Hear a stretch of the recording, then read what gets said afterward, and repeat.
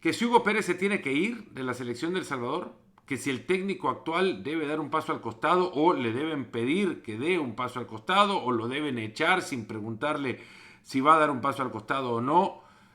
Sí, todo eso tiene que suceder. Una de esas cosas tiene que pasar. O que renuncie o que lo echen. ¿Por qué? Porque ya el ambiente a su alrededor no es para nada favorable a la construcción de un proyecto que pueda llevar a hacer las cosas distintas en El Salvador. Que Hugo Pérez tiene razón en todo lo que dice, también. No es cambiando a un entrenador que se van a cambiar las cosas de un fútbol que tiene décadas de venir cayendo en los mismos errores de siempre, mirando siempre al equivocado culpable de turno. ¿Por qué digo equivocado? Porque no es el entrenador de la selección nacional el que va a cambiar las cosas en el fútbol salvadoreño.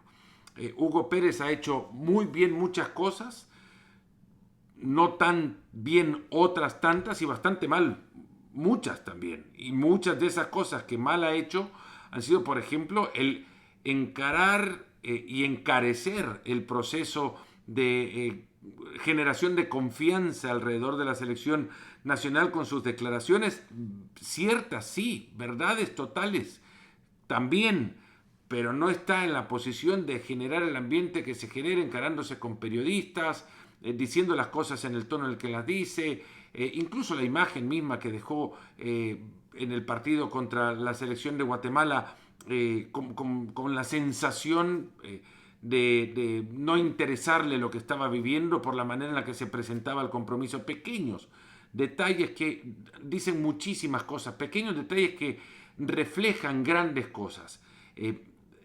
Ha llevado mucho talento, ha descubierto mucho talento que antes no era tomado en cuenta, que no se consideraba para la selección.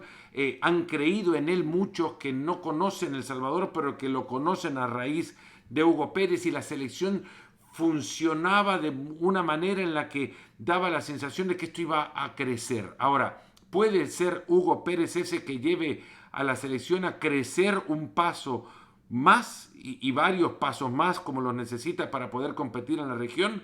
No, porque a quien le corresponde eso es a quienes nunca, nunca, nunca se les denomina como los verdaderos responsables de la construcción del fútbol en El Salvador, y son los equipos de fútbol. No nos equivoquemos y no los llamemos clubes, porque no tienen esa estructura para llamarles de tal manera. Son demasiado pequeños y trabajan demasiado mal como para hacerles creer que son clubes deportivos. No, son equipos manejados por intereses particulares, mezquinos intereses que van en contra del desarrollo del fútbol de El Salvador. Y para esto les dejo nada más un ejemplo, y les voy a contar un montón de otras cosas en otros espacios, pero hoy les dejo este ejemplo. Hay un torneo sub-17 en el que tendrían que participar los 12 equipos de la primera división. Hay 4 equipos que no quieren arrancar el torneo sub-17. Y hay otros que lo único que quieren es darle su uniforme a un equipito de la zona para que le representen el torneo, porque no quieren trabajar en las fuerzas básicas del fútbol de El Salvador. Esos son los grandes responsables de los males que golpean año con año, década tras década al fútbol de El Salvador. Los clubes que no hacen absolutamente nada por construir talento futbolístico en El Salvador. Así lo dejaban a la deriva, por ejemplo, a lo mejor que tiene hoy el fútbol, desde lo individual, que es Leo Mengíbar. Lo dejaban a la deriva, ni les cuento cuánto ganaba. Era una vergüenza que uno de los mejores futbolistas en El Salvador le firmaran el contrato que el que le llegaron a firmar. Y así se pueden contar infinidad de ejemplos. Es más, están en el proceso de licenciamiento para poder cumplir con las normas y requisitos de ser equipos de primera división. Y así como están, ninguno de los equipos de primera división las cumple. ¿Por qué? Por la mezquindad, lo barato de los propietarios de estos equipos y quienes los llevan adelante. Sí, no es fácil, métete vos a manejar un equipo de fútbol. Dale, si lo sueltan, suéltenlos.